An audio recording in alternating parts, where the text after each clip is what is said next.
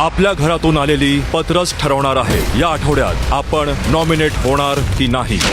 पत्र मला खूप इम्पॉर्टंट आहे। माझे फक्त बाबाच आहेत। आई झोपत नाही मला आवाज ऐकल्याशिवाय। भीक मागते यार प्लीज। आपल्या घरातून आलेली पत्रच ठरवणार आहे या आठवड्यात आपण नॉमिनेट होणार की नाही। पत्र मला खूप इम्पॉर्टंट आहे। माझे फक्त बाबाच आहेत। आई झोपत नाही मला आवाज ऐकल्याशिवाय।